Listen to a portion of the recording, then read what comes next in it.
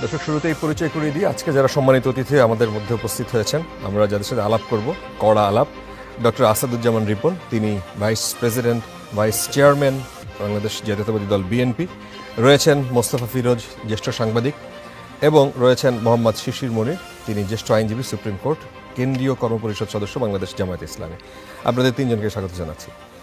আমরা আজকে যে আলাপ করতে চেয়েছিলাম যেই প্রসঙ্গে, আমরা সন্ধ্যার পর থেকে কিছু নিউজ দেখলাম এবং আমাদের প্রসঙ্গটা চেঞ্জ হয়ে গেছে।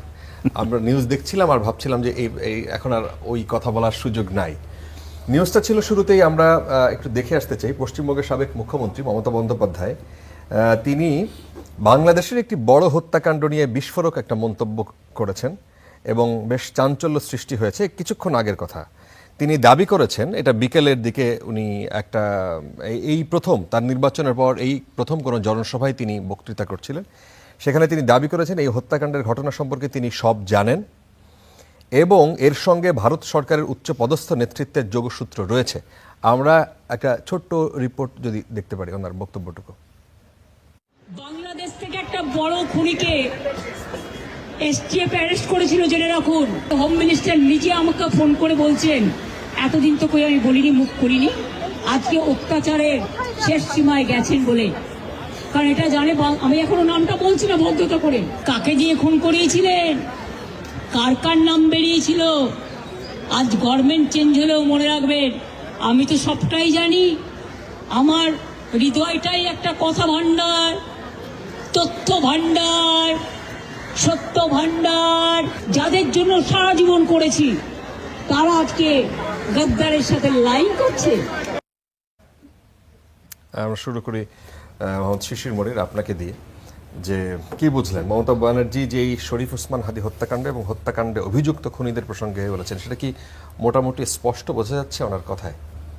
আকার ইঙ্গিতে তো তাই মনে হয়, এটাকে ইন্ডিকেট করছেন তিনি। তিনি কি জানেন তিনি ভালো বলবেন, তিনি ভালো বলতে পারবেন, কিন্তু এটা মিস্টেরিয়াস আমার কাছে।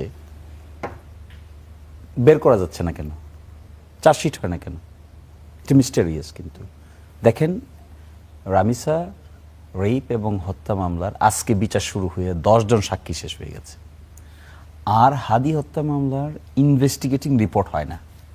এটা দেখেছিলাম আমরা সাগররুনি হত্যায়, দেখবেন। কিন্তু এই মামলায় আমিও একজন আইনজীবী। সাগররুনি হত্যায় প্রথম যখন মামলাটা আমার কাছে আসলো, তখন I was surprise to see যে কোথাও এক জায়গায় গিয়ে ঠেকে যায়, প্রশ্ন করে না, আর ইনভেস্টিগেট করে না।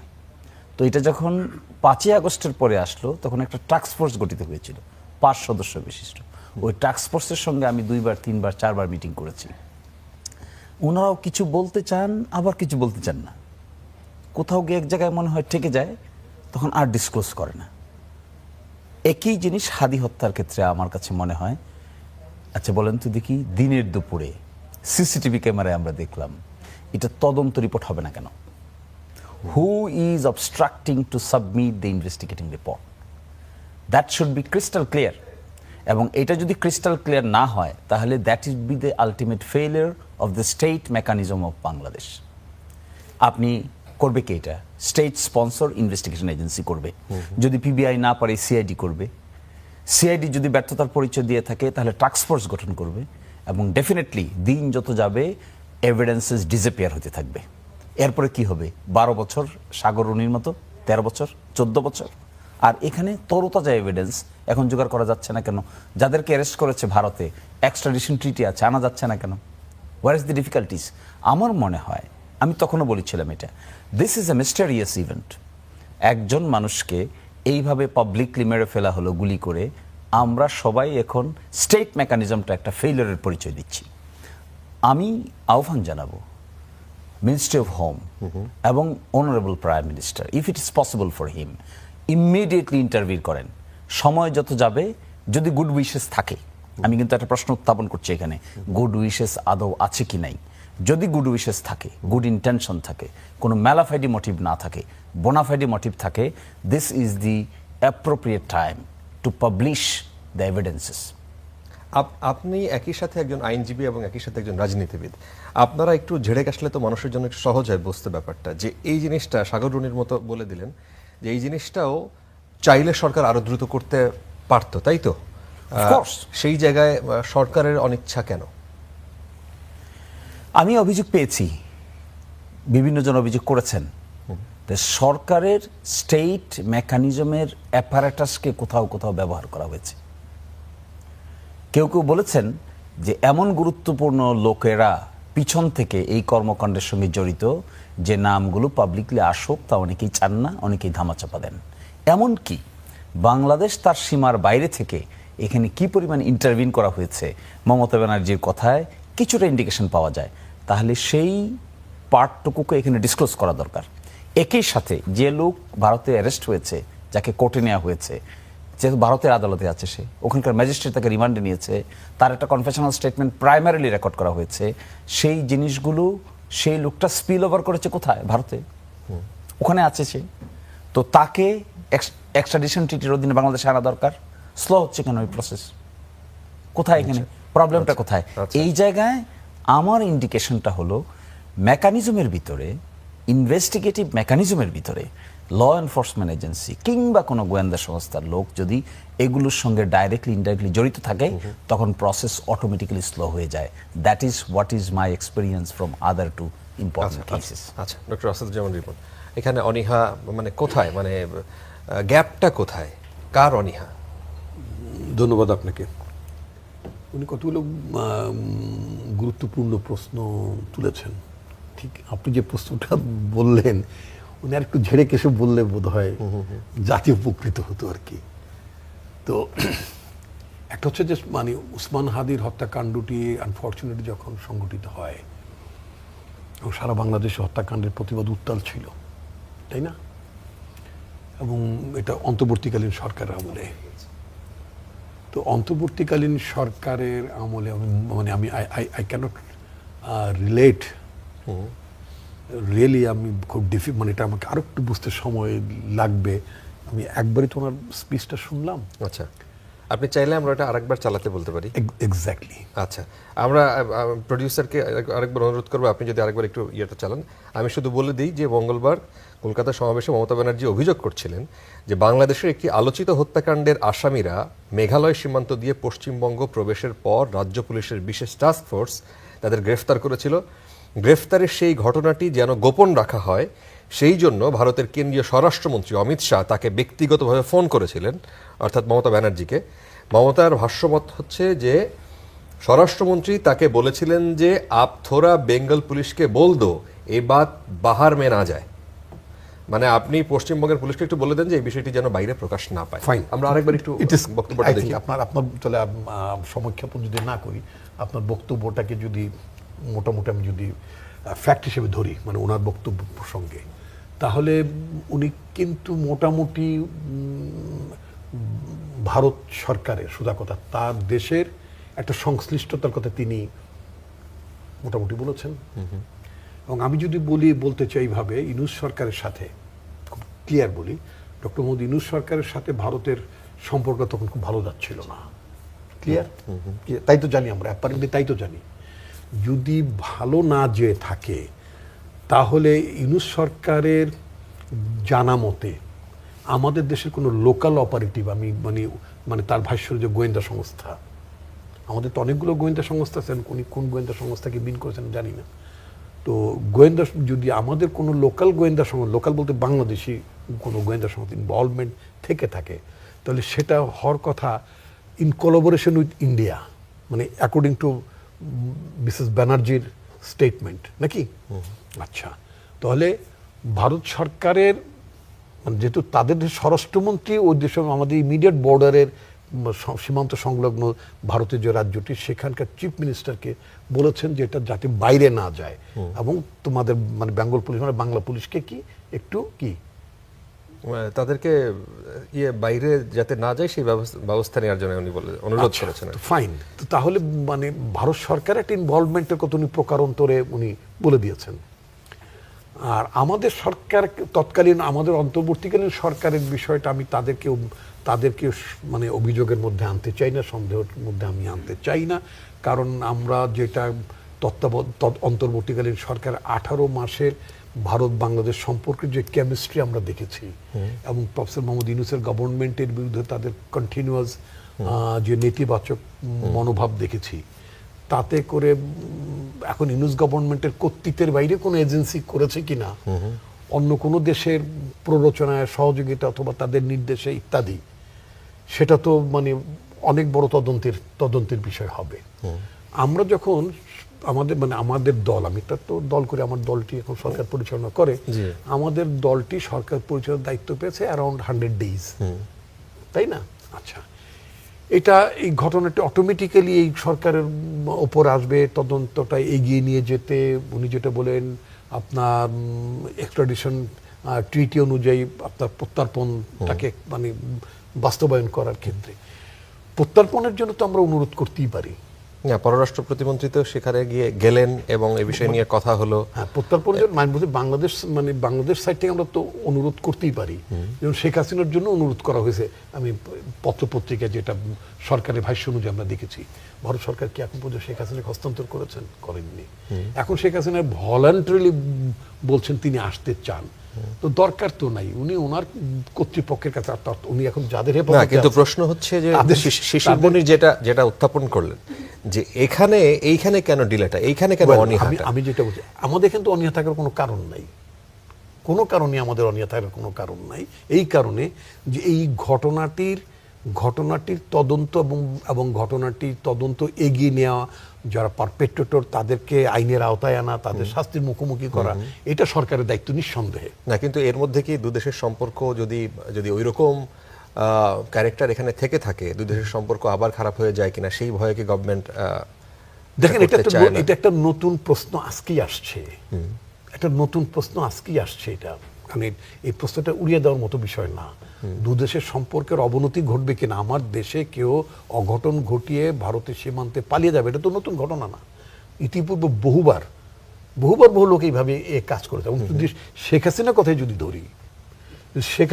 যদি ধরি, এই যে 24 অগাস্টের যেটার ঘটনার যে মানে যেটা তিনি তার পতন হলো, উনি ক্ষমতাচ্যুত হন নাই, ওনাকে মানে ওনার পালাতে আছে। কোনো পত্রিকা দেখেছি যে উনি ক্ষমতাচ্যুত, এটা খুব একটা সফট শব্দ, কিন্তু ক্ষমতাচ্যুত হন নাই। একটা লিগ্যাল গভর্নমেন্টও ক্ষমতাচ্যুত হইতে পারে, একটা ডেমোক্রেটিক ইলেক্টেড গভর্নমেন্টকে ক্ষমতাচ্যুত করে সামরিক অভ্যুত্থান বিভিন্ন মধ্যে। It was not that kind of আপনার অভ্যুত্থান, এটা তো গণ অভ্যুত্থান। উনি পালাতে বাধ্য, পৃথিবীতে এই ধরনের ঘটনা ভেরি রেয়ার। আচ্ছা, তো উনি যে এতগুলো মানুষ হত্যা করে গেলেন, আফগানিস্তানের সিনারিও বাংলাদেশ কিন্তু এক না, আমি ওইটা বলছি। আফগানিস্তানের সিনারিও, আফগানিস্তানের প্যাটার্ন অফ গভর্নমেন্ট এবং ওখানে দীর্ঘদিনের যে আপনার উত্থান পতন এবং ওখানে ইন্টার গ্রুপের যে কনফ্লিক্ট, সেটা বাংলাদেশে ছিল না। এখানে absolute total people, total mass, তারা হাসিনা গভর্নমেন্টকে উচ্ছেদ করেছে, সোজা কথা, ভেরি ক্লিয়ার। আচ্ছা, আমি যেটা বল, তাহলে আমরা তো হাসিনার মানে প্রত্যাবর্তন চাই, মানে বিচারের জন্য মুখোমুখি করতে চাই। দেখেন মানে দুঃসাহসটা কোন জায়গায় বাড়ছে। রিসেন্টলি উনি জাতিসংঘ যে ওনার বিরুদ্ধে অভিযোগ টেনেছে যে প্রায় 1,500-এর মতো মানুষ হত্যা করার, 1400 মানুষ হত্যা করার অভিযোগ, এর মধ্যে তো মোর দেন 800 তো অলরেডি রেজিস্টার্ড, নাম দাম সবকিছু পাওয়া গেছে, তাই না? তো এটা কোনো চ্যালেঞ্জ করার অডাসিটি উনি মানে ইতিমধ্যে কত কি এখন পর্যন্ত কি 2 বছর পূর্তি হয়েছে 24 অগাস্টে? হয়নি তো না। তো 2 বছর পূর্তির আগে তিনি তার অধ্যত্ত কোন পর্যায়ে যে সমস্ত বদমাশগুলো যারা এখন বলে যে মানে ভালো ছিলাম, তিনি ফেরত আসছেন, তিনি লেখেন, তারা কি দেখেন না তাদের জয় বাবা কত মিলিয়ন ডলার এই দেশটাকে লুণ্ঠন করেছে? এখন সামিট কমিউনিকেশন নানান জায়গায় তাদের অন্যায় অপকর্মগুলো বেরোচ্ছে না? মন্ত্রীদের শত বাড়ি ঘরের খোঁজ পাওয়া যাচ্ছে না? এগুলো মানি লন্ডার্ড না হলে এসব সম্পদের মালিক কি ওই সমস্ত মন্ত্রী হতে পারতেন? আমরা যখন প্রশ্ন তুলেছিলাম যে পদ্মা ব্রিজের দুর্নীতির টাকা শেখ পরিবারের মধ্যে ভাগ বাটোয়ারা হচ্ছে, যেন আমরা অভিযোগ করতাম, এটা তো মিথ্যা না। আচ্ছা, এখন আমি যেটা বলছি যে শেখ হাসিনাকে আমরা ফেরত চাই। তার জন্য কি শেখ হাসিনাকে বিচার মুখোমুখি করার জন্য এতগুলো হত্যাকাণ্ড ঘটলো, 135 জন শিশু মায়ের কোল ছাড়া হয়ে গেল, তাই না?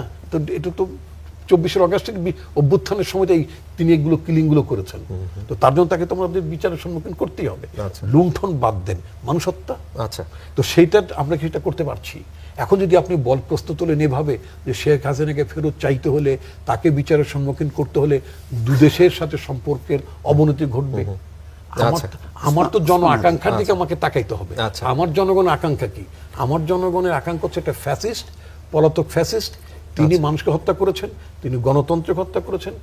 আচ্ছা, তাকে বিচার করতে হবে। এখন জি। ওসমান হাদি সার্টেনলি তিনি ওই সময়টা খুব শক্ত ভয়েস রেস করছিলেন তিনি, তাই না? এখন তাকে প্রকাশ্য দিবালোকে এবং নির্বাচনের আগে তিনি একজন প্রতিদ্বন্দ্বী ছিলেন, প্রার্থী ছিলেন। মমতা ব্যানার্জির আজকের স্টেটমেন্টের পরে আমি ইনফ্যাক্ট আমি অপেক্ষা করতে চাই ভারত সরকারের প্রতিক্রিয়া কি। আচ্ছা, মোস্তফা ফিরোজ, আপনি এই বক্তব্য দিয়ে কি বুঝলেন এবং এই আলোচনার পর আপনার বক্তব্য যদি বলেন। বক্তব্যের শুরুতেই আমার কাছে মনে হলো যে মমতা অত্যন্ত অসততার একটা কাজ করলেন।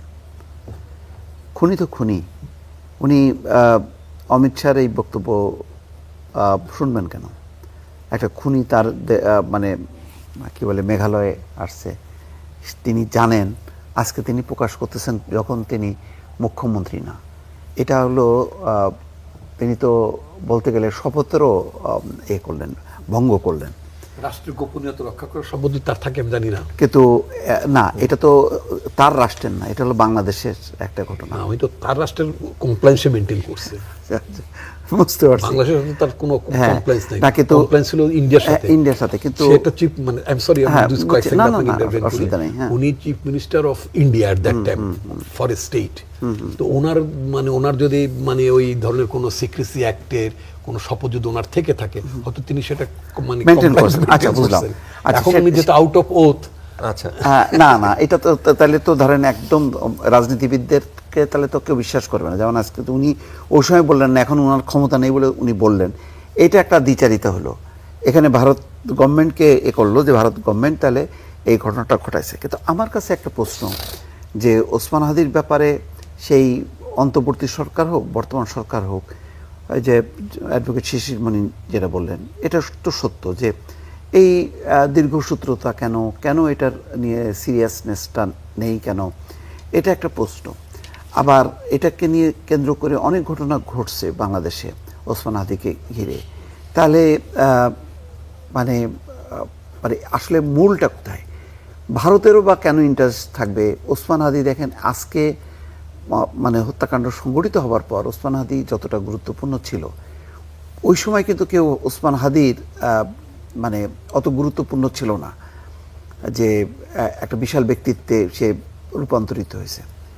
কিন্তু ঘটনার মধ্য দিয়ে এটা সাংঘাতিক, যেমন রামিসার বিষয়টা, এরকম অসংখ্য ধর্ষণ এবং মার্ডার হচ্ছে, কিন্তু রামিসার বিষয়টা চলে আসছে, ওসমান হাদির বিষয়টাও সেইভাবে চলে আসছে। সেখানে ভারতের সংযুক্তিটা কেন থাকবে? এখন ভারত বিরোধী বক্তব্য তো কেনা দেয় বাংলাদেশে, এখন সরকার বিরোধী সবাই বক্তব্য দেয়, তার বাইরে যায় এনসিপি, তারাও দেয়। তাই বলে ওসমান হাদি কেন টার্গেট হবে? আমি এই মার্ডারের মানে ওসমান হাদিকে টার্গেট করার মধ্য দিয়ে আসলে বেনিফিশিয়ারি কি, আমি এটা বুঝে উঠতে পারি না। কিন্তু আমরা ওই কে বেনিফিশিয়ারি হোক বা না হোক সেটা বড় কথা না। বড় কথাটা হলো যে তদন্তটা ইউনূস সরকারেরও বা কেন, যেমন রিপন ভাই বলছেন, কারেক্টলি বলছেন যে তখন তো এমন তো না যে ইউনূস সরকারের সাথে ভারতের খুব একটা টাই ছিল, যেমন শেখ হাসিনার সাথে ভারতের খুব টাই ছিল, ফলে দুই দেশ মিলে অনেক কর্মকাণ্ড করছে তাদের দুই দেশের গোয়েন্দা সংস্থা। তো ইউনূস সরকারের সময় তো সেরকম হওয়ার কথা না। তাহলে সেটা ঘটে গেল কিভাবে? তাহলে কি আমরা বুঝবো যে মমতা ব্যানার্জির এই বক্তব্য অনুযায়ী যে আসলে উপরে বিরোধিতা, ভেতরে ঠিকই দুই দেশের গোয়েন্দা সংস্থা, অথবা ইউনূস সরকারের হয়তো উপরে ছিল কিন্তু ভেতরের প্রশাসন বা অন্যান্য যন্ত্র গোয়েন্দা সংস্থার যেই মেকানিজমটা, সেটার সাথে কি তাহলে ভারতের টাই ছিল? মানে এত বড় কাহিনীটা হবে কেন? ভারত কেন ওসমান হাদিকে করে? এখানে উনি তো জামাতেরও কোনো প্রার্থী ছিল না, বিএনপিরও প্রার্থী ছিল না, তাহলে ওসমান হাদি কেন? এই প্রশ্নের কিন্তু আমি উত্তরটা খুঁজে পাই না। আবার ওসমান হাদি ঠিক আছে হইল, তারপরে তার হত্যাকাণ্ডকে ঘিরে বাংলাদেশে যা ঘটলো সেটার বা ব্যাখ্যা কি, সেটা কেন? মানে এর সাথে প্রথম আলোর সম্পর্ক কি, এর সাথে 32 নম্বরের সম্পর্ক কি, এর সাথে ডেইলি স্টারের সম্পর্ক কি, এই দেশে এই সাথে সারা দেশে এই নতুন করে আবার ভাঙচুরের সম্পর্ক কি, মানে এইটার রাজনৈতিক কার্যকরণটা কি, এইগুলি কিন্তু মেলানো যায় না। এই জন্য অনেকগুলো প্রশ্ন থ্রো করলেন। আমিও আর একটা প্রশ্ন থ্রো করলাম যে ওসমান হাদি টার্গেট হলো, মারা গেল, এটা 8-10টা মার্ডারের মতনও, যেমন বহু এরকম হত্যা মামলার যারা মার্ডার করে ওই পালানোর কিন্তু রাস্তা একটাই। এখন ওসমান হাদির মার্ডাররা পালাইছে বলেই এখানে ইন্ডিয়ান একটা যোগসূত্র আছে। তাহলে এই যে অসংখ্য যারা মার্ডার করে ভারতে পালা যায়, তাহলে তারাও কি এই একইভাবে ইন্ডিয়ান ছত্রছায়ায় থাকে? এটাও আমার প্রশ্ন। তো যেহেতু রাজনৈতিক কর্মী ওসমান হাদি, সেই কারণে এখন সন্দেহ হচ্ছে। মমতার এই বক্তব্যে আরও একটু সন্দেহটা বাড়ায় দিল। কিন্তু ওই যে প্রশ্নগুলো যেটা শিশিরমণি বললেন, আমারও একই প্রশ্ন যে মানে কেন ওসমান হাদি, কেন এখানে তো আরো বড় বড় থাকতে পারতো, মির্জা ফখরুল টার্গেট হইতে পারতো, ওনাদের ডাক্তার শফিকুর রহমান। জি, মানে জম ঘোরাঘুরির কারণ নাম না বলাই ভালো। আচ্ছা, না মানে বলছি যে দুই দলের এখন দেখা যাক কেন্দ্রীয় পররাষ্ট্র মন্ত্রণালয় থেকে যদি কোনো ব্রিফিং আসে বা ওখান থেকে কোনো বক্তব্য আসে, সেটা বোঝা যাবে। শিশির মনির, আজকে কিছুক্ষণ আগে খবর বেরিয়েছে আমাদের স্ক্রিনে, যখন আমরা কথা বলছি তখন যাচ্ছে, জাতিসংঘের সাধারণ পরিষদের 81তম অধিবেশনে সভাপতি পদে নির্বাচনে 99 ভোট পেয়ে বাংলাদেশ জয়ী হয়েছে। বাংলাদেশের পররাষ্ট্রমন্ত্রী খলিলুর রহমান এই নির্বাচনে বাংলাদেশের প্রার্থী ছিলেন এবং আগামী 1 বছর তিনি জাতিসংঘের সাধারণ পরিষদের 81তম অধিবেশনে সভাপতিত্ব করবেন। এখন এই ধরনের এইটাকে কি আপনারা, যারা এই সরকারের সমালোচনা করেছে, বিশেষ করে জামায়াতে ইসলামী, তারা এই সরকারের সবচেয়ে বেশি সমালোচনা করেছে এই সরকারের এই পররাষ্ট্রমন্ত্রীর, এখন এটা কি তার কূটনীতির একটা সাফল্য বলবেন কিনা? না, অবশ্যই ইটস গুড। আজ থেকে সম্ভবত 86 সালে 41তম অধিবেশনে আমাদের এলাকার হুমায়ুন রশিদ চৌধুরী আবার সেই একই পদে ইলেকশন করে বিজয়ী হয়েছিলেন। জি, তো তিনি 99 ভোট পেয়েছেন, নিকটতম প্রতিদ্বন্দ্বী মনে হয় 91 ভোট পেয়েছেন। তো খুব হাড্ডাহাড্ডি লড়াইয়ে বোঝা যাচ্ছে যে তিনি এইটা সিকিউর করেছেন। Definitely this is A diplomatic success. যা ভালো তাকে তো ভালো বলতে হবে। এটা অ্যাচিভ করতে তো কষ্ট করতে হয়েছে, ডিপ্লোমেসি করতে হয়েছে, ভোটগুলো কালেকশন করতে হয়েছে, মেরুকরণ করতে হয়েছে, এবং এই 99 আর 91 মাত্র 8টা ভোটের ব্যবধান। এই 8টা ভোটের ব্যবধানে যে তিনি এটা এই মানে এই আমাদের এই অঞ্চল থেকে সম্ভবত ছিলেন আফগানিস্তানের একজন, আর আমাদের এখান থেকে আর কেউ ছিলেন না। তো আমি মনে করি this is a good approach এবং he should be congratulated for that. আচ্ছা, এখন প্রশ্ন অনেকগুলো। একটা আছে যে বাংলাদেশের পররাষ্ট্রমন্ত্রী ডক্টর খলিলুর রহমান, তিনি এখন পররাষ্ট্রমন্ত্রী থাকবেন কিনা। এর আগে এই উদাহরণ আছে যে পররাষ্ট্রমন্ত্রী থাকা অবস্থায় এটা অতিরিক্ত দায়িত্ব হিসেবে তিনি পালন করে গেছেন, মানে এর আগে যারা ছিলেন কোনো কোনো সময়। এখন ওনার ক্ষেত্রে কি হবেন এটা নিয়ে বেশ কানাঘোষা আছে। উনি কোনো কোনো সময় এই ব্যাপারটাও আসছে যে তিনি হয়তো 1 বছরের ছুটি নিয়ে নেবেন, উনি নিজেই বলেছেন। উনি নিজেই বলেছেন সেটা। এখন এই ব্যাপারটা আসলে কিভাবে ঘটবে, কি ঘটবে, সেটা নিয়ে কি আপনি বলবেন? যে হ্যাঁ, আমি বলতে চাই যে আসলে দেখেন, প্রফেশনাল অ্যাক্টিভিটিতে প্রায়র কন্ডিশন হলো আনডিভাইডেড অ্যাটেনশন। আপনি যদি কোনো কাজে আনডিভাইডেড অ্যাটেনশন দিতে না পারেন, সকল কাজের কাজই হতে চান, অ্যাকচুয়ালি আপনি কোনো কাজেরই কাজই হতে পারবেন না। That is a general statement. আমি জানি না হাউ এক্সেপশনাল হি ইজ, তবে তার এক্সেপশনাল ক্যাপাসিটি আমি দেখেছি। তার বায়োডাটা পড়েছি আজকে আমি আপনার এখানে আসতে আসতে। আচ্ছা, ওনার আরও বেশ কিছু সাকসেস রেট আছে। আমি জানি না বর্তমান সরকার হয়তো এগুলো দেখেই ওনাকে চুজ করেছেন, দ্যাটস গুড। কিন্তু সেকেন্ড কথাটা হলো যে যদি উনি মনে করেন যে জাতিসংঘের দায়িত্বটা উনি সুচারুরূপে সম্পন্ন করতে চান, তাহলে I will emphasise he should take leave. আর যদি মনে করেন যে না, হুমায়ুন রশিদ চৌধুরীর মতো তিনি পররাষ্ট্রমন্ত্রীও থাকবেন, আবার 1 বছর ওই দায়িত্বটাও পালন করবেন। ইন্টারন্যাশনাল মেকানিজমে এত বড় একটা সবচাইতে পার্টিসিপেটরি বডি, ওই পার্টিসিপেটরি বডির প্রেসিডেন্ট হিসেবে দায়িত্ব পালন করার যে হক, যে কর্মকাণ্ড, যে লিয়াজো এবং proper dispensation of his responsibilities, এটা যদি পালন করতে চান, তাহলে বহু কাজের কাজই হলে ইট উইল বি ডিস্টার্বড। আচ্ছা, আর এট দ্য সেম টাইম আমি ওনাকে ব্যক্তিগতভাবে, ওনার সঙ্গে আমার কখনো দেখা হয়নি, but I found him much more professional than many others.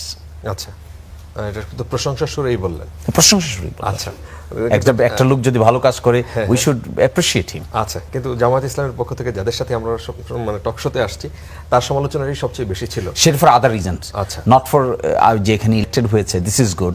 কিন্তু উনি ওই কেয়ারটেকার গভর্নমেন্টের সময় থাকতে কি করেছেন, বিএনপি সরকার কেয়ারটেকার গভর্নমেন্টে উনি থাকতে কি করে ওনার বিরোধিতা করেছেন, শুনেন নাই সে কথাগুলো? যে একটা বিদেশি মানুষকে নিয়ে এসে আমরা দিয়েছি হলো সিকিউরিটি মানে নিরাপত্তা উপদেষ্টা হিসেবে, তো এগুলো ক্রিটিসাইজ হয়েছে।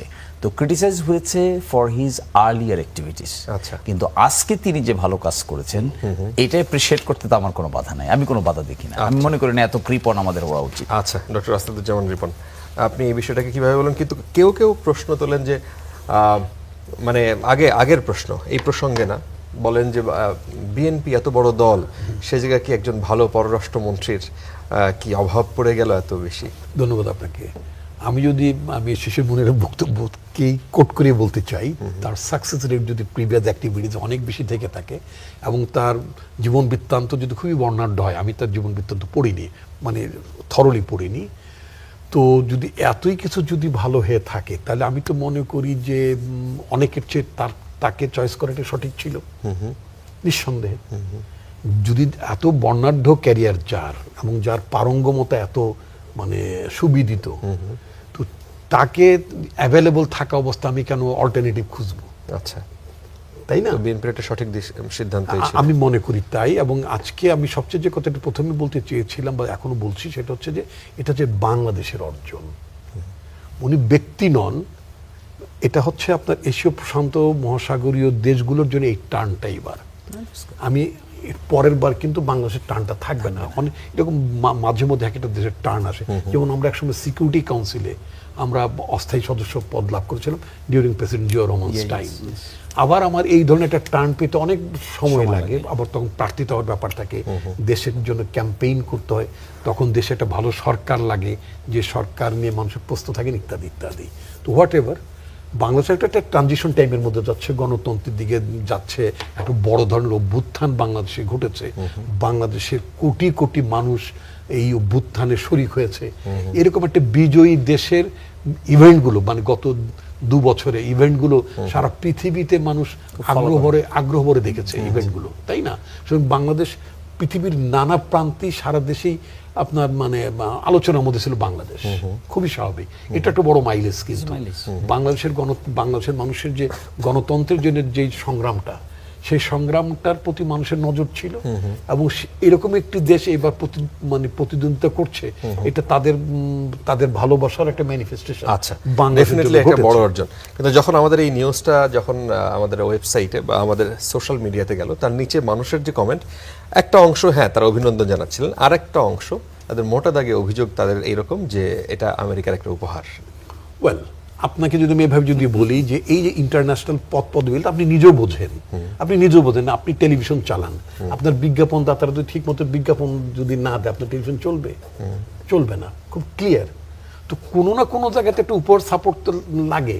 আজকে আপনি আমেরিকার নিঃসন্দেহে আমার বৈরী ছিল না, আমি যতদূর জেনে চীনও বৈরী ছিল না, আপনার even India could place one candidate, India একটা প্রার্থী দিতে পারতো, তারা সেটা দেয় নাই। এখন আপনি কি বলবেন এতগুলো দেশ কি বাংলাদেশকে উপর দিয়ে থাকে?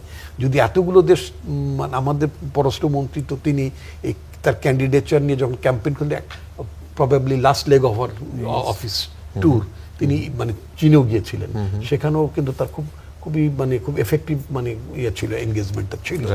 তো ফলে আমি যেটা মনে করি, it was not a gift from a particular country like United States. আমি যে কথা, আমার আন্দোলন, আমার সংগ্রাম, আমার অ্যাচিভমেন্টকে তুমি ছোট করে দেখতে চাই না, খুব ক্লিয়ার।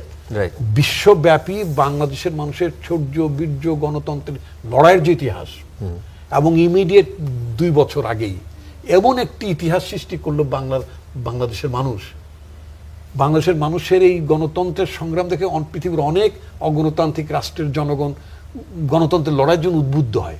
নেপালের জেনজির উদ্বুদ্ধ হয়েছে, শ্রীলঙ্কার লোকের উদ্বুদ্ধ হয়, এরকম বিভিন্ন ব্যাপার।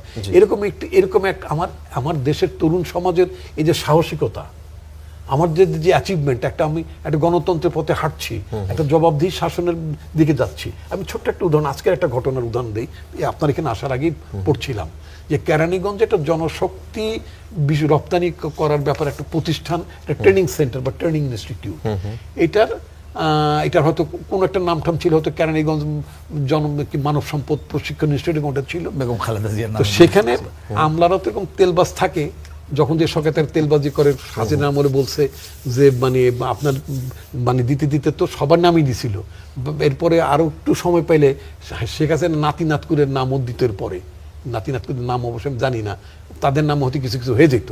তো ওই প্রবণতা থেকে ম্যাডাম বেগম খালেদা জিয়া তার নাম অফার করেছেন। আমাদের প্রধানমন্ত্রী, আমাদের পার্টির চেয়ারম্যান, তিনি জাস্ট রিফিউট করেছেন। উনি বলেছেন যে নতুন কোনো প্রতিষ্ঠানে সেটার নামকরণ করা যেতে পারে, যেটা আছে সেটা না। আরেকটু ঘটনা যদি বলি, বাংলাদেশে নানান ট্রেনিং এর নামে লোকজন যায় না, এই অভাবের সময়, আমি অভাবই বলবো, তেলের এত ক্রাইসিস, জিনিসপত্রের দাম, সারা পৃথিবীতে একটা অন্য ধরনের পরিস্থিতি চলছে, তখন এই যে আপনার মশক নিধনের জন্য একটা কর্মসূচি দেখেছে, যার জন্য একটা ফাইল আসছে প্রধানমন্ত্রীর কাছে, চট্টগ্রাম চশিক থেকে। তো সেখানে প্রধানমন্ত্রী কি মন্তব্য করেছেন, যে মশা মারার জন্য বা এটা ট্রেনিং নেওয়ার জন্য মানে আমেরিকা বা কোন দেশে, কোথায় যাওয়ার কথা, আমেরিকায়, ওখানে যত আসলে ইনফ্যাক্ট আমেরিকায় সে ধরনের মশা নাই, আমি তো ছিলাম ওই দেশে, নাই। তো বলছে যে এটা বাংলাদেশে বহু জায়গায় দাঁড়াইলে, খালের পারে, বিলের পারে, ঝিলের পারে দাঁড়াইলে, রাস্তার মধ্যে দাঁড়াইলে মশার কামড় অস্থির হয়ে যায়। সুতরাং এই যে না, এটার সাথে কি বাকি অংশটুকু জানেন তো? প্রধানমন্ত্রীর এই প্রতিক্রিয়ার পরে এই প্রস্তাবনা যেখান থেকে আসছিল, চট্টগ্রাম সিটি কর্পোরেশনের মেয়র, তিনি সহ আরো 5 জন কর্মকর্তা যাওয়ার কথা ছিল, তিনি এই ঘটনাটাকে বলেছেন যে এটা প্রধানমন্ত্রীকে স্বার্থান্বেষী মহলের একটা ষড়যন্ত্র, মানে কেউ তাকে ভুল বুঝাইছে, সে কারণে তিনি এটা বাতিল করে দিয়েছেন। না, আমাদের প্রধানমন্ত্রী তিনি কিন্তু খুব ক্লিয়ার কাট, এই যে একটা দেশের প্রধানমন্ত্রী যখন বলেন আমি কিন্তু কাউকে জেতানোর দায়িত্ব নিতে পারবো না, যখন পার্টির কর্মীদের অ্যাড্রেস করছেন, কর্মীদেরকে, নেতাদেরকে মেসেজের সামনে লোকাল গভর্নমেন্ট ইলেকশন হবে, তিনি বলেছেন কি, যেটা প্রত্যেকে নিউজ আসছে, উনি বলছেন আমি কাউকে জেতানোর দায়িত্ব নেব না। আগে তো জেতানোর দায়িত্ব নিত, একদিন আগে ইলেকশন হয়ে যেত, ভোটার ছাড়া ভোট হয়ে যেত, রাজনৈতিক দলগুলো অংশগ্রহণ ছাড়া হয়ে যেত। না, এখন বর্তমানে আমি বলছি দিস ইজ এ চেঞ্জ। না, কিন্তু প্রশ্ন হচ্ছে যে প্রধানমন্ত্রীও বিএনপির, আপনার চট্টগ্রামের মেয়রও বিএনপি, হ্যাঁ, স্বার্থান্বেষী মহল মাঝখানে কারা? এটা যদি বলে থাকে হয়তো মনে ঠিক বলছে, আমলাদের হয়তো কেউ বলেছে বা ইত্যাদি, কিন্তু প্রধানমন্ত্রী তো সঠিক সিদ্ধান্ত ভুল করেননি, মাঝখানে কে সেটা আমার দেখার দরকার নাই। প্রধানমন্ত্রী রাইটলি ফাইলটা রিজেক্ট করেছেন কিনা, দ্যাট ইজ ইম্পর্টেন্ট। প্রধানমন্ত্রী রাইটলি ওই যে কাউকে জিতানোর দায়িত্ব নেন না, এই যে তার যে সঠিক দৃষ্টিভঙ্গি, এই যে তার যে মানে মানে সঠিক চিন্তা ভাবনা, এটা তো একটা অভ্যুত্থানের ফল। It is the outcome of the 24 August নাকি। আমি এই এনভায়রনমেন্টটাকে, এই 24টাকে, জুলাইটাকে, এটাকে আমি অনেক বড় আকারে দেখতে চাই। It's an inspiration, it's a guideline, এবং এটা সবসময় আমাদেরকে কি করবে, তারা দেবে। This is not the way, আমরা আবার এভাবে চলতে হবে। মোসাফের যদি একটু এই বিষয়টা নিয়ে বলেন, আমরা পররাষ্ট্রমন্ত্রীর যে অর্জন, সেটাকে আপনি কিভাবে দেখেন? অর্জনটা আসলে নিঃসন্দেহে তো বাংলাদেশের জন্য এটা ভালো, এটা বাংলাদেশ জিতলো, আসলে ব্যক্তি জিতলো না, কিন্তু যেহেতু ডক্টর খলিলুর রহমান নামটা আসাতে সবাই খুব মানে তৃপ্তি ভরে যে এটা উপভোগ করবে সেটা কিন্তু করতে পারছে না, কারণ বাণিজ্য চুক্তিটা নিয়ে এত বেশি খসখস করে এবং যেটা দর্শকরা করছে, এটাই হলো মাস পিপুলের মন্তব্য, যে এটা মানে আমেরিকায় আসলে এটা গিফট করছে আর কি, মানে এই বাণিজ্য চুক্তির বিনিময়ে এই ধারণাটাই প্রতিষ্ঠিত হবে। তো সুতরাং এখানে সরকারের এখন একটা মানে রিলিফ পাওয়ারও একটা সুযোগও তৈরি হলো। ঠিক আছে, তিনি সাধারণ পরিষদের দায়িত্ব পালন করুক, আর পররাষ্ট্রমন্ত্রী হিসেবে একজন, আমাদের এখানে তো অনেক নেতা আছে, রিপন ভাইয়ের মতন সিনিয়র নেতারাও আছেন, হ্যাঁ, এখানে পররাষ্ট্রমন্ত্রী হওয়ার মতন এখানে মিনিমাম 20 জন আছে, বিএনপি এত বড় দল, তার এত সিনিয়র নেতারা আছেন, সেই জায়গা থেকে বেড়ে আসতে পারলে ভালো হয়। আবার এটাও সত্য, সাধারণ পরিষদের উনি সভাপতি হওয়ার কারণে বাংলাদেশের যে বৈদেশিক ক্ষেত্রে, কর্মসংস্থানের ক্ষেত্রে বিভিন্ন দেশগুলিতে ইনডাইরেক্টলি একটা দুতিয়ালিও তিনি করতে পারেন আর কি, ব্যক্তিগত পর্যায়ে। তো সেটা অ্যাক্সেস থাকবে, সেই অ্যাক্সেসটা থাকবে। এখন এটা সরকারের নীতি নির্ধারণী পর্যায়ে একটা যে একজন পররাষ্ট্রমন্ত্রী পদটাও আগলে থাকবেন, আবার উনি সাধারণ পরিষদের সভাপতিও থাকবেন। এত ক্রাইসিসের মধ্যে তো বিএনপি অন্তত ফুল টাইম ফরেন মিনিস্টার, জি মানে হ্যাঁ রাইট দেশ হ্যাঁ হ্যাঁ, কারণ আমাদের যেহেতু গুরুত্বটা আছে, উনি তো সাধারণ পরিষদের এই হিসেবে মানে বাংলাদেশের প্রতিনিধি হিসেবে উনি এটা করবেন, কিন্তু আমাদের পররাষ্ট্র মন্ত্রণালয়ের এমনি তো কোনো প্রজেক্ট নাই, অন্য কিছু নাই, কিন্তু সবচেয়ে গুরুত্বপূর্ণ হচ্ছে রেমিটেন্স প্রজেক্ট। এইটাকে মানে দাঁড়ে দাঁড়ে যাওয়া, কারণ এখন খুবই চরম খারাপ অবস্থা আমাদের, শুধু রপ্তানি এটাও নিচের দিকে নেমে গেছে। রেমিটেন্সটা ওঠানোর জন্য একটু ডোর টু ডোর নক করা, এই কাজটার জন্য আসলে একদম পূর্ণাঙ্গ একজন যদিও এফডিআই দরকার, শুধু রেমিটেন্স এফডিআই দরকার, ফরেন ডাইরেক্ট জি জি ইনভেস্টমেন্ট জি, দরকার। হ্যাঁ, তো সমবায় ভালো করছে, তার সাথে যদি আরেকজন জি। থাকে, তো এটা একটা হইলে হবে কি, গভর্নমেন্ট অন্তত প্রতিদিন যে সমালোচনাটা আমরা জি। করি যে এই বাণিজ্য চুক্তি নিয়ে আমাদের যে অসন্তুষ্টিটা, সেটা যে সরাসরি সরকারের গায়ে পড়ে, তো সেই জায়গাতেই বেরো আসতে পারলো যে ঠিক আছে একটু দূরে সরে গেল। তো এটা সরকার একটা সুযোগ, আমি জানি না সরকার নিশ্চয়ই আমার চেয়ে তারা তাদের নীতি নির্ধারণী ফোরামে এটা আলাপ আলোচনা করবেন। তো এটা আমাদের জন্য ভালো হলো, একদিক দিয়ে মন্দ হলো এটা কোনোভাবেই বলা যাবে না। আচ্ছা। মানে একটা অন্য বিশ্লেষণ আর কি, আচ্ছা। সরকার একটা রিলিফ পাওয়ার একটা সুযোগ তৈরি হলো আর কি। আচ্ছা, শিশির মনির, আজকে ঈদুল আজহার আনন্দের মধ্যেও আজকে একটু অন্য প্রসঙ্গে যাই আর কি, যেটা নিয়ে আগেই ভেবেছিলাম যে এই প্রসঙ্গ নিয়ে এই কথা বলবো, যে ঈদ শেষ হয়ে গেছে, আনন্দ এখনো বোধহয় রেশ আছে। ঢাকায় ২৬ থেকে ৩১ মে পর্যন্ত এই ৫ দিনে একজন গৃহবধূকে হত্যা, ৯ জনের অস্বাভাবিক মৃত্যুর ঘটনা ঘটেছে। একই সময়ে চট্টগ্রামের রাঙ্গুনিয়ায় এক কিশোরীকে গণধর্ষণ, সিলেটে পরকীয়ার জেরে বন্ধুর হাতে বন্দুকখুন, নোয়াখালীতে তরুণকে পিটিয়ে হত্যা, মানিকগঞ্জে এক রাতে ৩ জনের মৃত্যু। অন্য আরেকটি গণমাধ্যম বলছে যে ঈদুল আজহা ছুটিতে দেশের ১৮ জেলার হত্যাকাণ্ডের শিকার হয়েছেন ২৬ জন, অন্যান্য জেলার পরিসংখ্যান সেখানে আসে নাই। এখন এইসব হত্যাকাণ্ডে সরকারের কোনো দায় দেখেন নাকি এটা ব্যক্তিগত, পারিবারিক এবং বিভিন্ন রকম বিরোধ খুনের দায় সরকার নাই, আসলে এটাই বাংলাদেশের স্বাভাবিক সময়? দেখেন, বাংলাদেশের সোসাইটিটার মধ্যে বড় ধরনের একটা ট্রান্সফরমেশন হয়েছে। এগুলো নিয়ে আমার আলাদা আর্টিকেল আছে, এগুলো আমি লিখেছি, ডেইলি স্টারে পাবলিশ হয়েছে, এবং একটা বড় ইউনিভার্সিটিতেও আমি গিয়েছি এই আলোচনা করার জন্য। সোসাইটিতে অপরাধ হয় কেন? সোসাইটিতে অপরাধ হয় এজ এ মাল্টিফ্যাক্টর ইস্যু হিসেবে।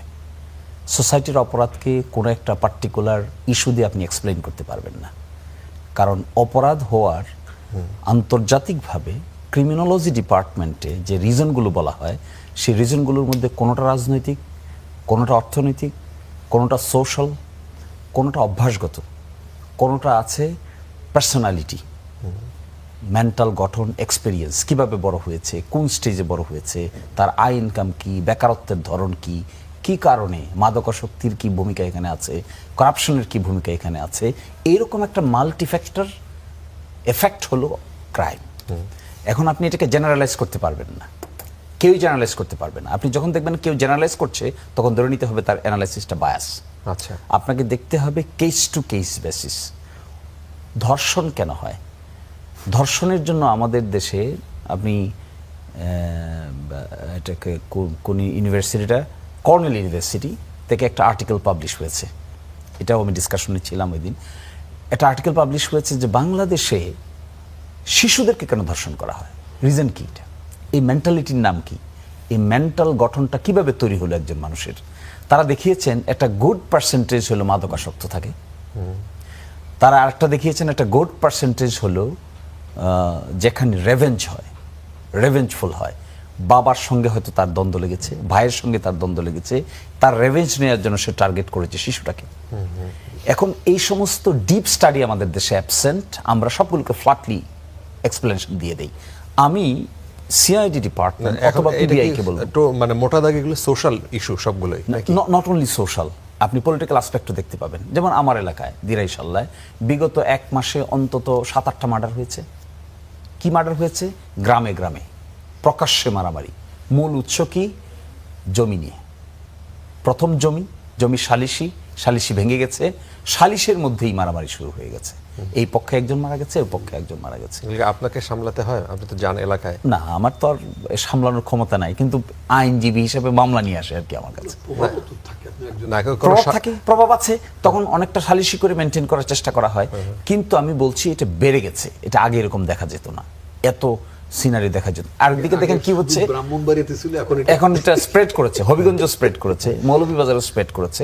সবচেয়ে অসুবিধা হলো পানিতে মানুষের জমি নিয়ে গেছে। এবার অগ্রিম বৃষ্টির কারণে সমস্ত ধান তলিয়ে গেছে। অভাবী মানুষ, তাদের কিন্তু রাতের খাবার ব্যবস্থা নাই, কিন্তু ঠিকই ঠেটা দেয়া একজন আরেকজনকে হত্যা করে ফেলতেছে।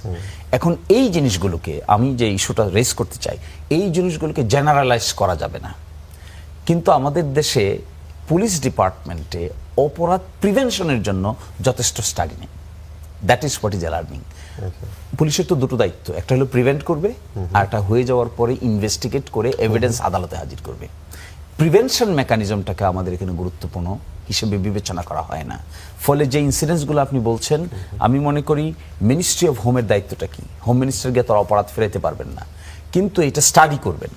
স্টাডি করে প্রিভেন্টিভ মেকানিজম নেওয়ার জন্য লং টার্ম প্ল্যান হিসেবে কি কি করণীয় আছে, এটা যদি করতে পারেন তবে গ্র্যাজুয়ালি অপরাধ প্রবণতা কমবে। আরেকটা ইন্টারেস্টিং বিষয়, তো আপনি ঈদ আসবে মানে 200-300 লোক মারা যাবে। We are ready, mentally ready থাকি, কিন্তু যে কোরবানির ঈদ আসছে মিনিমাম 300 লোক মারা যাবে, এটা অ্যাক্সিডেন্ট হবে, 2টা ট্রাক পড়ে যাবে, আসার সময় গরু নিয়ে গোলমাল হবে, এখানে আর 3টা মানুষ মরবে। দেখেন, এটা ঈদ, কিন্তু ঈদ যাত্রা মানেই 300 মানুষের জীবন চলে যাবে। ঈদ যাত্রায় 300 মানুষ, এই যে 25 মে থেকে 31 মে এই 7 দিনে সড়ক দুর্ঘটনায় প্রাণ গেছে 79 জনের।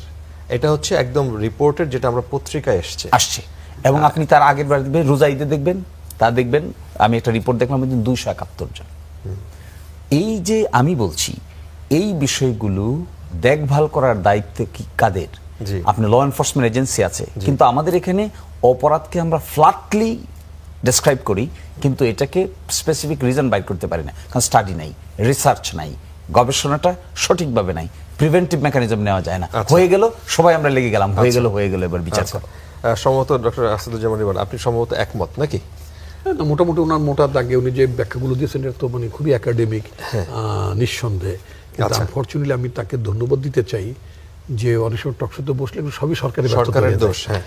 বিষয়টা তো মানে পাবলিক নিউজ। এখন আপনি বলছেন প্রিভেনশনে সরকারের ব্যাপার আছে, যে আমেরিকায় যে 2টো ছাত্রছাত্রী আমাদের দেশের যারা মারা গেল, সেটা কিন্তু নেপথ্য কারণটা কিন্তু আমরা এখন পর্যন্ত জানতে পারিনি।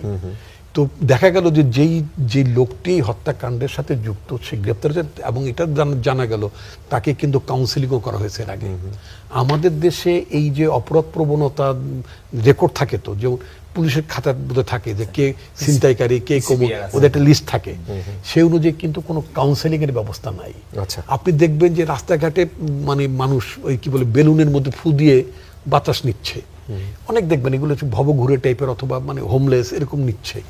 আপনি কি কখনো চিন্তা করেছেন যে এই লোকগুলোকে আমার রিহ্যাবিলিট করা দরকার? এর তো ভবিষ্যতে বড় ধরনের বার্ডেন হবে, তো বিরাট। এবং এগুলো সব মোটামুটি কিছু খুব বয়স্ক লোকরা করছে তা না, ইয়াং ছেলেপেলেরা করতেছে, কিশোরীরা করতেছে।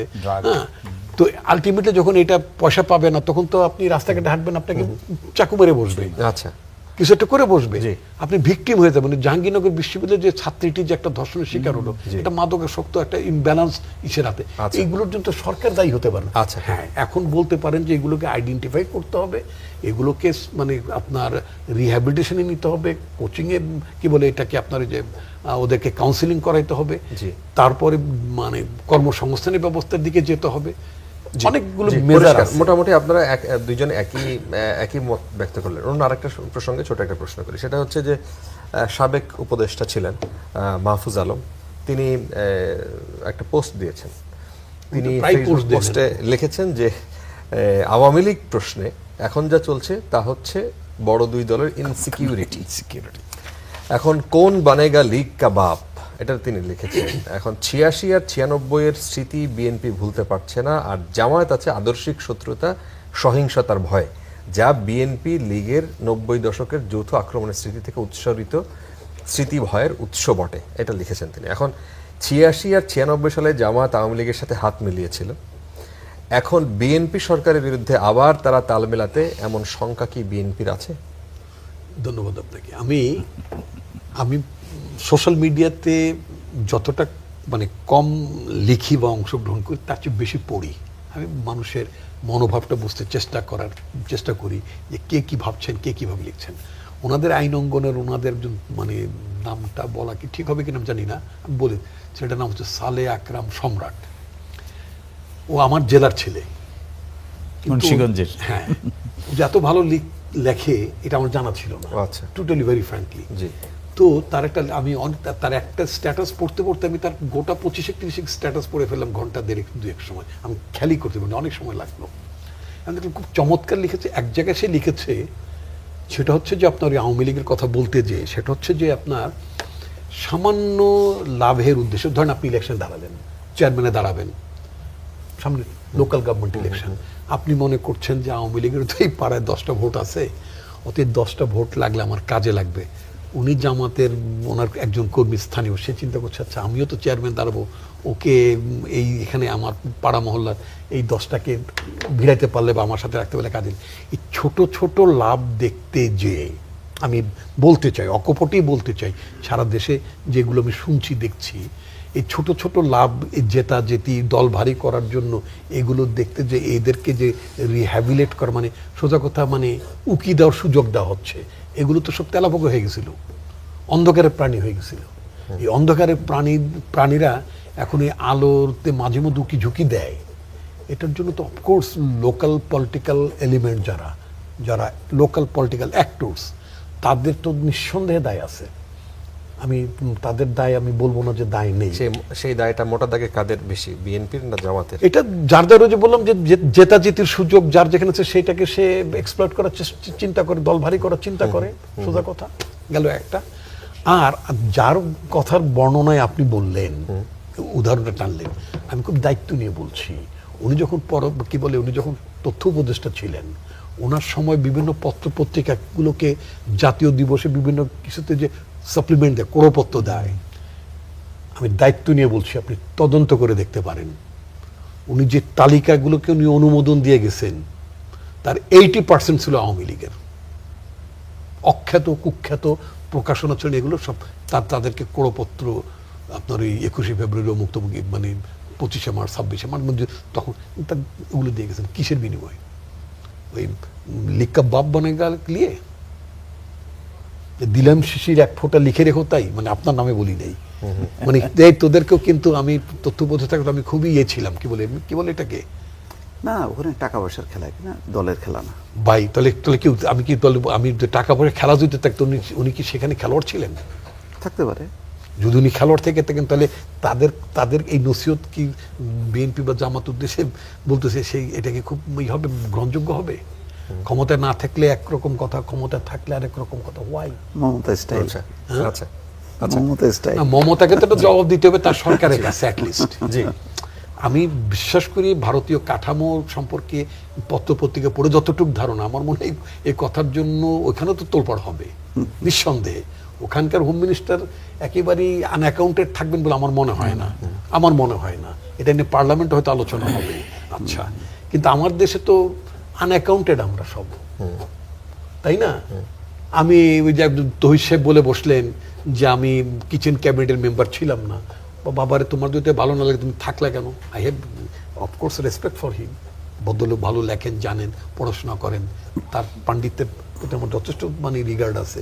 কিন্তু আমার কথা হলো যে উনি যদি জিজ্ঞেস করতেন যে আমি আই এম অলসো ইয়োর মানে কি মন্ত্রী থেকে ক্যাবিনেট মেম্বার বলে, কিন্তু অ্যাডভাইজারদের কি বলে আইনজীবী বিষয়ে আমি বলতে পারি না, এটা একটা শব্দ বাইর করছেন, কারণ আমাদের তো মাঝে মধ্যে অ্যাডভাইজার লাগে, আচ্ছা, সিস্টেমে লাগে না, অন্তর্বর্তীতে তত্ত্বাবধায়কে অ্যাডভাইজার লাগে। তো এইটার এই ক্যাবিনেট কি হবে, মন্ত্রী, ওটা তো মন্ত্রিসভা না, যাও হোয়াট এভার। তো যখন এই সমস্ত অ্যাডভাইজারে কেন তখন প্রশ্ন করেন নাই যে মানে কি ব্যাপার, আমরা তোমার পার্ট অফ দ্য গভর্নমেন্ট, কিন্তু আমি জানি না তোমরা 4-5 জন মিলে কথা বলছো। একদম শেষের দিকে মোস্তাফিজ যদি একটু যুক্ত করেন আর কি, আমরা শেষ আলোচনায় রেস্টটাই আপনার কাছ থেকে শুনি। আপনি বলছিলেন যে এই সব অ্যাক্টররা, এই যে মাহফুজ আলম, তারা কি আসলে এগুলোই করেছেন নাকি তাদের বক্তব্য আমলে নেওয়া উচিত? আমাকে 30 সেকেন্ড দিয়ে না, এগুলি কোনো আমলে নেওয়াই উচিত না, এগুলো ফাউল কথাবার্তা আর কি, একদম মানে এদের কোনো ভিত্তি নাই, নাই। এগুলো হলো মানে ইউনিট সরকারের কিছু পাপেট আর কি, এগুলি নিয়ে বসাইছে এদের। দেখেন, একটা অভ্যুত্থানকে শ্রদ্ধা করি, স্মরণ করি, এটা বাস্তবতা, মানে কিন্তু এরা এই অভ্যুত্থানের নেতা হয়ে এরা পুরো গভর্নমেন্টের এসে যেভাবে পুরো জাতিকে হতাশ করছে, এটা খুবই দুঃখজনক অধ্যায়। এটা এর কারণে আমি মনে করি না যে গণ অভ্যুত্থান ম্লান হবে, কিন্তু গণ অভ্যুত্থান ম্লান হওয়ার জন্য এরা এই দায়িত্বহীন কাজ করছে। আপনার মনে আছে আসিফ মাহমুদ সজীব ভুঁইয়া বলছিল ভারতের সাথে সম্পাদিত সমস্ত চুক্তি বাতিল হয়েছে, তারপরে কত বেকায়দায় পড়লো বাংলাদেশ। পরে পররাষ্ট্র উপদেষ্টা বললো যে না এরকম কোনো বিষয়, কিন্তু উনি বলে দিল যে সব বাতিল হয়েছে। এই ধরনের দায়িত্বহীন কাজ না, শেষ দিন পর্যন্ত একদম থেকে এখন এদের লম্বা লম্বা এই সমস্ত কথাবার্তা শুনতে মানে এবং দেখে এবং প্রচুর দেখে আবার ভিউ হয়, হয়তো এটা কৌতূহল। যাই হোক, এগুলি আসলে মানে আমি মানে পুরো 18 মাসের অধ্যায়টা আসলে মানে আলোচনা করাটা আমাদের জন্য দুঃখজনক এই কারণে, কারণ অভ্যুত্থান পরবর্তী এইরকম একটা অগোছালো গভর্নমেন্ট, এই ধরনের একটা লোভী গভর্নমেন্ট, এইরকম একটা কি বলবো ছন্নছাড়া একটা গভর্নমেন্ট, এটা কল্পনা করা যায় না যেটা আমরা পাইছি। তো এখন এইটা নিয়ে রাজনীতি নির্ধারিত হবে না। এখন রাজনীতি দেখেন এরা সবসময় এখন আতঙ্কে ভুগতেছে আওয়ামী লীগ এই আসলো। আরে ভাই আওয়ামী লীগ আসলে আওয়ামী লীগ আসবে, কোন আওয়ামী লীগ আসবে? শেখ হাসিনার আওয়ামী লীগ প্রশ্নই ওঠে না। বাংলাদেশে ওই আওয়ামী লীগ আসবে যে আওয়ামী লীগ হাসিনাবিহীন সত্যিকারের একটা গণতান্ত্রিক আওয়ামী লীগ, এবং আসতে হবে, কারণ আওয়ামী লীগের একটা ভিত্তি আপনি এটাকে ধ্বংস করতে পারবেন না। এটা রাজনীতি, এটা কেউ মানে এটা ধ্বংস করতে পারবে না। কিন্তু তাদেরকে অপকর্মের জন্য আমি সেজন্য বলছি যে এটা পরিবর্তিত একটা আওয়ামী লীগ আসবে, আজ হোক কাল হোক, কিন্তু শেখ হাসিনার আওয়ামী লীগ না, ফ্যাসিস্ট আওয়ামী লীগ বাংলাদেশে আসবে না। এবং এটা যদি সত্যি আসে তখন দেখবেন এই যে ওনারা এক হয়ে গেছে, এবং ওনারা শুধু না পুরো জাতি এক ঐক্যবদ্ধ হয়ে যাবে। তো সুতরাং বাংলাদেশের এই সমস্ত যারা এই স্বপ্ন দেখতেছে যে এই আওয়ামী লীগ আসলো কলকাতায় চলে আসলো ঢুকে যাবে, এইগুলি একেবারে অলিক। এইগুলি হলো এই যে এখন যারা ভয় নানা রকম অপকর্ম করছে তারা এই সমস্ত ভীতি ছড়াচ্ছে সোশ্যাল মিডিয়াতে। শিশির মনির, আমি শুধু একটা ক্রিটিসাইজ করতে চাই এই প্রশ্নে, সরকার 30 সেকেন্ডের মধ্যে। আমি মনে করি যে এই অভ্যুত্থানকে সেলিব্রেট করে যে গণভোট হয়েছিল, বিএনপি সরকার এই গণভোটের প্রতি জাস্টিস না করার কারণে এত সব টেনশনের জন্ম হচ্ছে। I will ask the BNP government to concentrate on the result of the referendum, এবং রেফারেন্ডামের রেজাল্টটাকে সাংবিধানিকতায় যদি রূপান্তর তারা করেন তাহলে অনেক কিছুই লিগ্যালি আনসার হয়ে যাবে, যেটা তারা করতে চাচ্ছেন না, এখনো করছেন। আচ্ছা, পরিষ্কার। এর নিশ্চয়ই এরপরে বক্তব্য ছিল ডক্টর আসাদুজ্জামান রিপনের, কিন্তু আনফরচুনেটলি আমাদের হাতে সময় নেই। আমি এক সেকেন্ডই বলে দেবো, সেটা হচ্ছে যে জনগণের কাছে আমাদের যে ওয়াদা কমিটমেন্ট যেটা আছে, আমরা সেটা আমাদের সরকারের ভাষ্য অনুযায়ী বলছি, সেটা অক্ষর অক্ষরে বাস্তবায়ন করবো আমরা। আচ্ছা, পরিষ্কার। দর্শক, আজকে কড়া আলাপ এই পর্যন্তই। অনেক ধন্যবাদ যারা এতক্ষণ আমাদের সাথে ছিলেন।